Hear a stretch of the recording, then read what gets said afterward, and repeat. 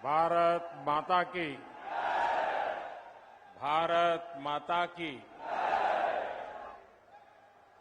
महात्मा बुद्ध का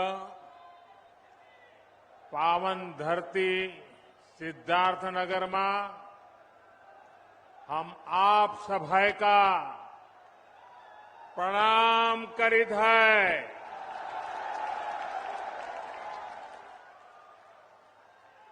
महात्मा बुद्ध जौने धरती पर आपन पहले कई जीवन बिताइन वहे धरती पर साए आज प्रदेश का 9 मेडिकल कॉलेजन का उद्घाटन है। स्वस्थ और निरोग भारत का सपना पूरा कर बदे ये एक बड़ा कदम है। आप सबके बधाई। उत्तर प्रदेश की राज्यपाल श्रीमती आनंदीबेन पटेल जी, यूपी के यशस्वी और कर्मयोगी मुख्यमंत्री योगी आदित्यनाथ जी, केंद्रीय स्वास्थ्य मंत्री श्री मनसुख मांडविया जी, मंच पर उपस्थित यूपी सरकार के अन्य मंत्रीगण,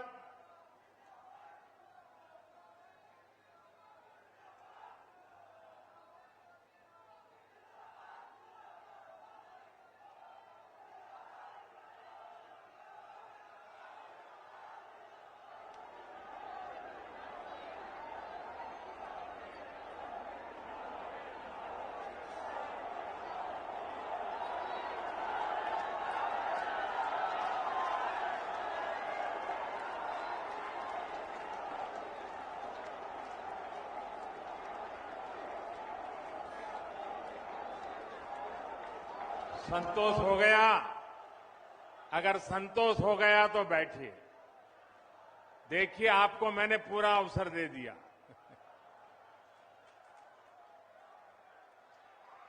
आपकी इच्छा हमारे सरहदों पर।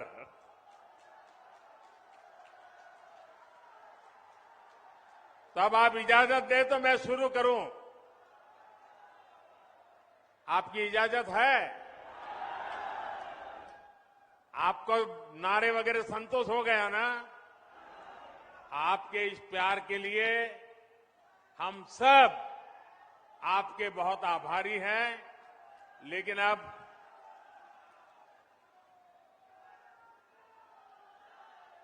ये उत्साह अभी कई महीनों तक चला रहा है।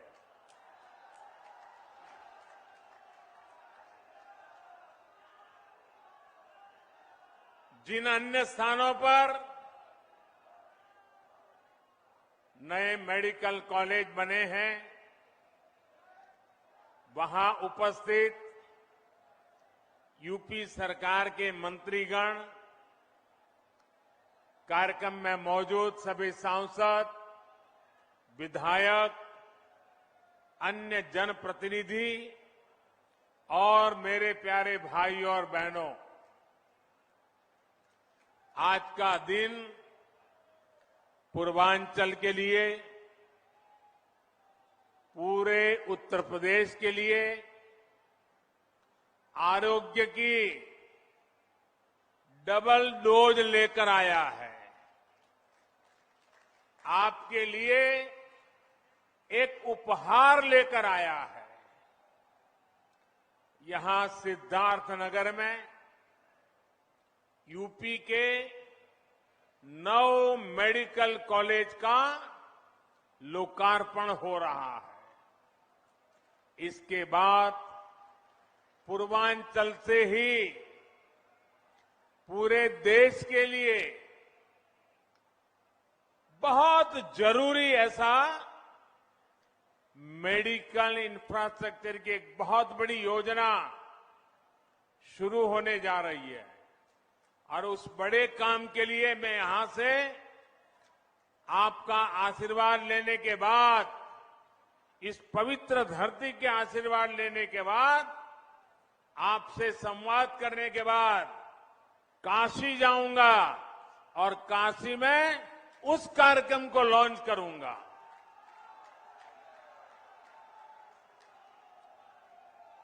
साथियों, आज केंद्र में जो सरकार है, यहां यूपी में जो सरकार है, वो अनेकों कर्म योगियों की दशकों की तपस्या का फल है। सिद्धार्थ नगर ने भी स्वर्गीय माधव प्रसाद त्रिपाठी जी के रूप में एक ऐसा समर्पित जनप्रतिनिधि देश को दिया, जिनका अथाह परिश्रम आज राष्ट्र के काम आ रहा है। माधव बाबू ने राजनीति में कर्म योग की स्थापना के लिए पूरा जीवन खपा दिया। यूपी भाजपा के पहले अध्यक्ष के रूप में, केंद्र में मंत्री के रूप में उन्होंने विशेष रूप से पूर्वांचल के विकास की चिंता की। इसलिए सिद्धार्थ नगर के नए मेडिकल कॉलेज का नाम माधव बाबू के नाम पर रखना उनके प्रति सेवा भाव के प्रति सच्ची कार्यांजलि है। और इसके लिए मैं योगी जी को और उनकी पूरी सरकार को बधाई देता हूं। माधव बाबू का नाम यहां से पढ़कर निकलने वाले युवा डॉक्टरों को जन सेवा की निरंतर प्रेरणा भी देगा। भाइयों और बहनों, यूपी और पूर्वांचल में आस्था, अध्यात्म और सामाजिक जीवन से जुड़ी बहुत विस्तृत विरासत है। इस विरासत को स्वस्थ, सक्षम और समृद्ध उत्तर प्रदेश के भविष्य के साथ भी जोड़ा जा रहा है। आज जिन 9 जिलों में मेडिकल कॉलेज का लोकार्पण किया गया है, उनमें ये दिखता भी है। सिद्धार्थनगर में माधव प्रसाद त्रिपाठी मेडिकल कॉलेज, देवरिया में महर्षि देवरहा बाबा मेडिकल कॉलेज, गाजीपुर में महर्षि विश्वामित्र मेडिकल कॉलेज, मिर्जापुर में मां विंध्यवासिनी मेडिकल कॉलेज, प्रतापगढ़ में doctor Sonelal Patel medical college, एटा में वीरांगना अवंतीबाई लोधी मेडिकल कॉलेज, फतेहपुर में महान योद्धा अमर शहीद जोधा सिंह और ठाकुर दरिया सिंह के नाम पर मेडिकल कॉलेज, जौनपुर में उमानाथ सिंह मेडिकल कॉलेज और हरदोई, ऐसे कितने 9 मेडिकल कॉलेज। ये सभी मेडिकल कॉलेज अब पूर्वांचल के कोटि कोटि जनों की सेवा करने के लिए तैयार है। इन 9 नए मेडिकल कॉलेजों के निर्माण से करीब 2,500 नए बेड्स तैयार हुए हैं। 5,000 से अधिक डॉक्टर और पैरामेडिकल के लिए रोजगार के नए अवसर बने हैं। इसके साथ ही हर वर्ष सैकड़ों युवाओं के लिए मेडिकल की पढ़ाई का नया रास्ता खुला है। साथियों, जिस पूर्वांचल को पहले की सरकारों ने बीमारियों से जूझने के लिए छोड़ दिया था, वही अब पूर्वी भारत का मेडिकल हब बनेगा। अब देश को बीमारियों से बचाने वाले अनेक डॉक्टर, ये धरती देश को डॉक्टर देने वाली है। जिस पूर्वांचल की छवि पिछली सरकारों ने खराब कर दी थी, जिस पूर्वांचल को दिमागी बुखार से हुई दुखद मौतों की वजह से बदनाम कर दिया गया था,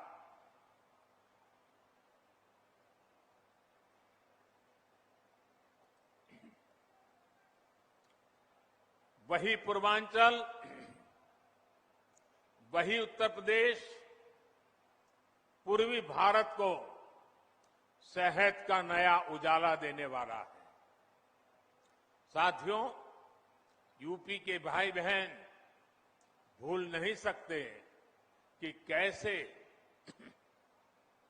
योगी जी ने संसद में यूपी की बदहाल मेडिकल व्यवस्था की व्यथा सुनाई थी। योगी जी तब मुख्यमंत्री नहीं थे, वे एक सांसद थे और बहुत छोटी आयु के वो सांसद बने थे। और अब आज यूपी के लोग ये भी देख रहे हैं कि जब योगी जी को जनता जनार्दन ने सेवा का मौका दिया, तो कैसे उन्होंने दिमागी बुखार को बढ़ने से रोक दिया। इस क्षेत्र के हजारों बच्चों का जीवन बचा लिया। सरकार जब संवेदनशील हो, गरीब का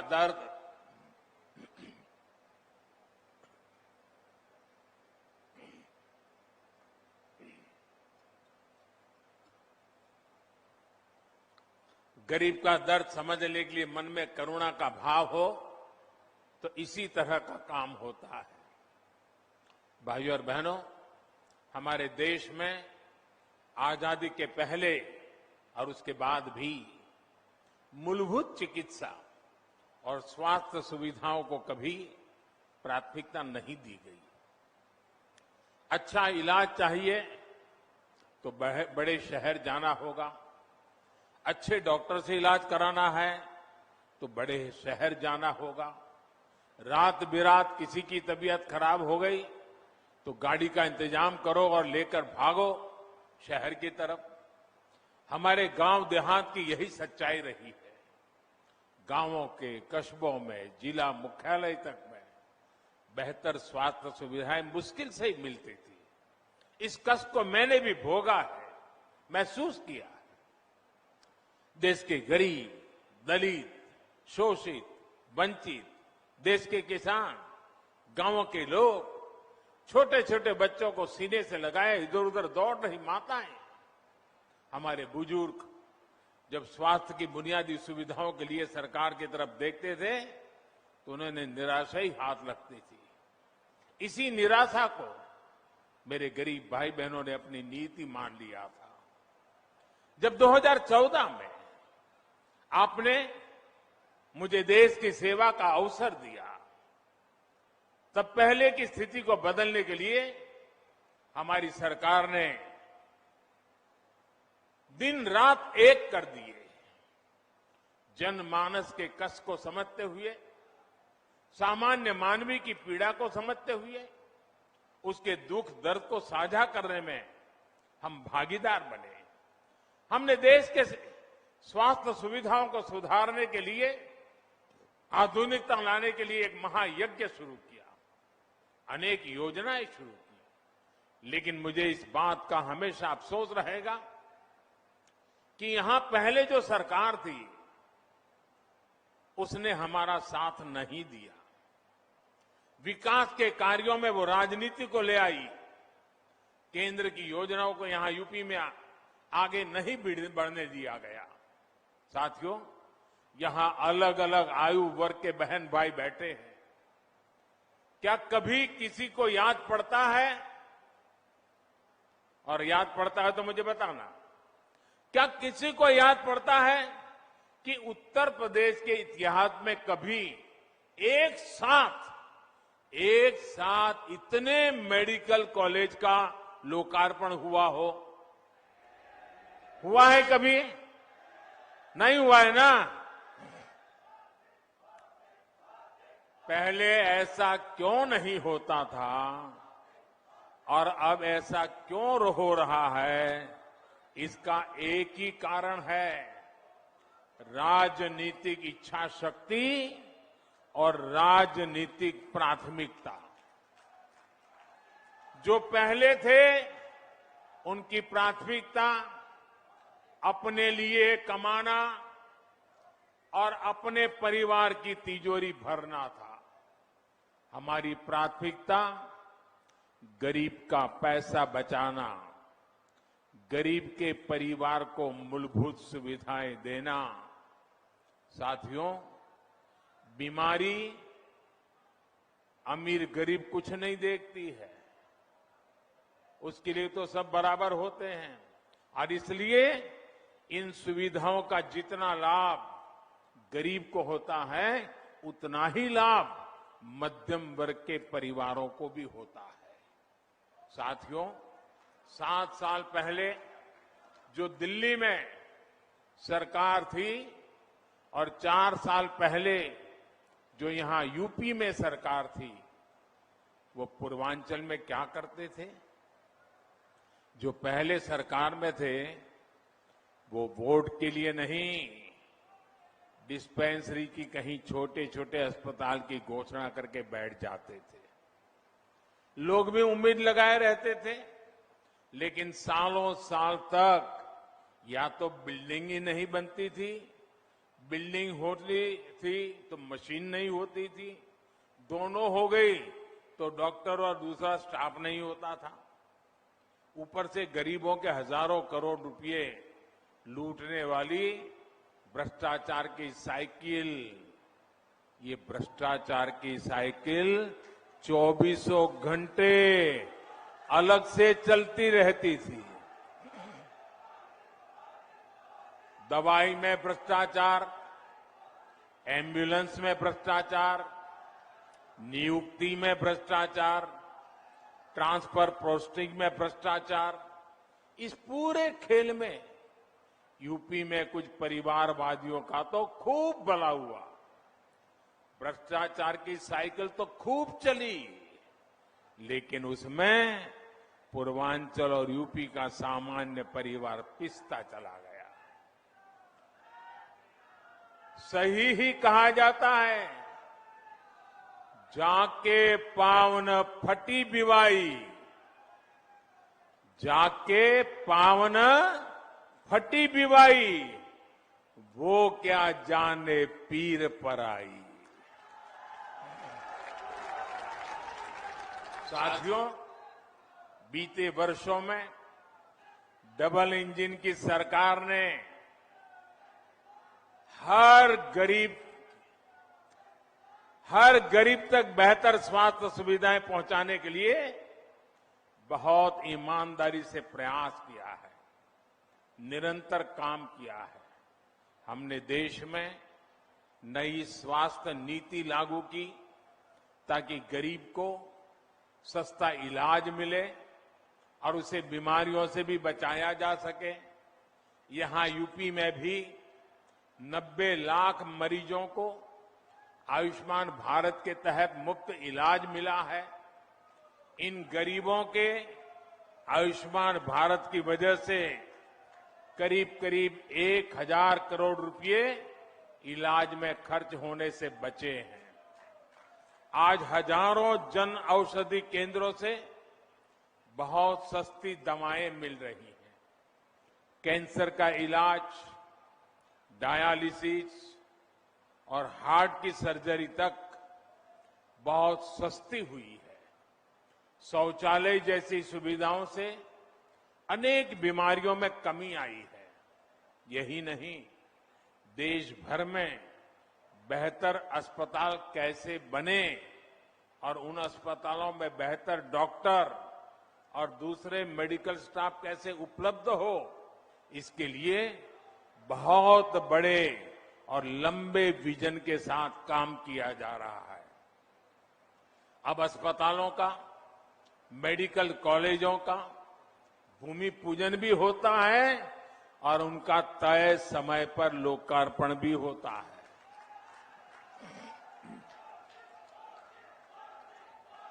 योगी जी की सरकार से पहले जो सरकार थी, उसने अपने कार्यकाल में यूपी में सिर्फ 6 मेडिकल कॉलेज बनवाए थे। योगी जी के कार्यकाल में 16 मेडिकल शुरू हो चुके हैं और 30 नए मेडिकल कॉलेजों पर तेजी से काम चल रहा है। रायबरेली और गोरखपुर में बन रहे एम्स तो यूपी के लिए एक प्रकार से बोनस है। भाई और बहनों, मेडिकल कॉलेज सिर्फ बेहतर इलाज ही नहीं देते, बल्कि नए डॉक्टर, नए पैरामेडिक्स का भी निर्माण करते हैं। जब मेडिकल कॉलेज बनता है तो वहां पर विशेष प्रकार की laboratory training centre, nursing unit, medical unit और रोजगार के अनेक नए साधन बनते हैं। दुर्भाग्य से पहले के दशकों में देश में डॉक्टरों की कमी को पूरा करने के लिए राष्ट्रव्यापी रणनीति पर काम ही नहीं हुआ। अनेक दशक पहले मेडिकल कॉलेज और मेडिकल शिक्षा की देखरेख के लिए जो नियम कायदे बनाए गए थे, जो संस्थाएं बनाई गई, वो पुराने तौर तरीकों से ही चल रही थी। ये नए मेडिकल कॉलेज के निर्माण में बाधक भी बन रही थी। बीते 7 सालों में एक के बाद एक हर ऐसी पुरानी व्यवस्था को बदला जा रहा है जो मेडिकल शिक्षा की राह में रुकावट बन रहा है। इसका परिणाम मेडिकल सीटों की संख्या में भी नजर आता है। 2014 से पहले हमारे देश में मेडिकल की सीटें 90,000 से भी कम थी। बीते 7 वर्षों में देश में मेडिकल की 60,000 नई सीटें जोड़ी गई हैं।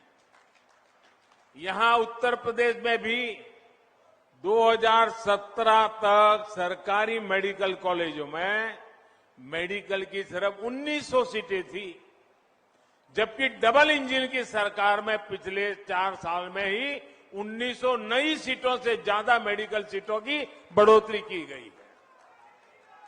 साथियों, मेडिकल कॉलेजों की संख्या बढ़ने का, मेडिकल सीटों की संख्या बढ़ने का एक महत्वपूर्ण पहलू ये भी है कि यहां के ज्यादा से ज्यादा युवा डॉक्टर बनेंगे। गरीब मां के बेटे और बेटी को भी अब डॉक्टर बनने में और आसानी होगी। सरकार के निरंतर प्रयास का परिणाम है कि आजादी के बाद 70 वर्षों में जितने डॉक्टर पढ़ लिख कर निकले, उससे ज्यादा डॉक्टर हम अगले 10-12 वर्षों में तैयार कर पाएंगे। साथियों, युवाओं को देश भर में अलग अलग एंट्रेंस टेस्ट की टेंशन से मुक्ति दिलाने के लिए वन नेशन वन एग्जाम को लागू किया गया है। इससे खर्च की भी बचत हुई है और परेशानी भी कम हुई है। मेडिकल शिक्षा गरीब और मिडिल क्लास की पहुंच में हो, इसके लिए प्राइवेट कॉलेज की फीस को नियंत्रित रखने के लिए कानूनी प्रावधान भी किए गए हैं। स्थानीय भाषा में मेडिकल की पढ़ाई ना होने से भी बहुत दिक्कतें आती थी। अब हिंदी सहित अनेक भारतीय भाषाओं में भी मेडिकल की बेहतरीन पढ़ाई का विकल्प दे दिया गया है। अपनी मातृभाषा में जब युवा सीखेंगे तो अपने काम पर उनकी पकड़ भी बेहतर होगी। साथियों, अपनी स्वास्थ्य सुविधाओं को यूपी तेजी से सुधार सकता है। ये यूपी के लोगों ने इस कोरोना काल में भी साबित किया है। 4 दिन पहले ही देश ने 100 करोड़ वैक्सीन डोज का बड़ा लक्ष्य हासिल किया है और इसमें यूपी का भी बहुत बड़ा योगदान है। मैं यूपी की समस्त जनता, कोरोना वॉरियर्स, सरकार, प्रशासन और इससे जुड़े सभी लोगों को बधाई देता हूं। आज देश के पास 100 करोड़ वैक्सीन डोज का सुरक्षा कवच है। बावजूद इसके कोरोना से बचाव के लिए यूपी अपनी तैयारियों में जुटा हुआ है। यूपी के हर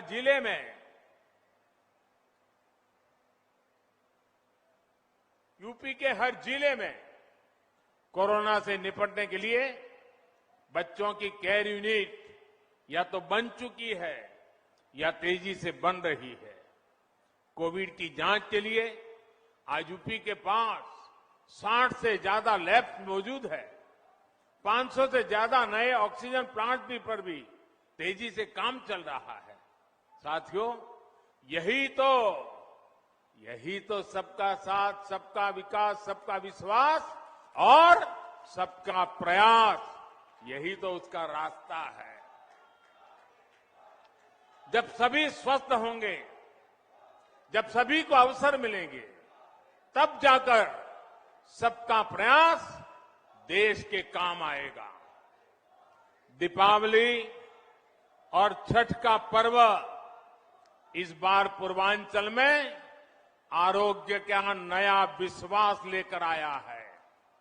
ये विश्वास तेज विकास का आधार बने, इसी कामना के साथ नए मेडिकल कॉलेज के लिए पूरे यूपी को फिर से बहुत बहुत बधाई और धन्यवाद देता हूं। आप भी इतनी बड़ी तादाद में हमें आशीर्वाद देने के लिए आए, इसलिए मैं विशेष रूप से आपका आभार व्यक्त करता हूं। बहुत बहुत धन्यवाद।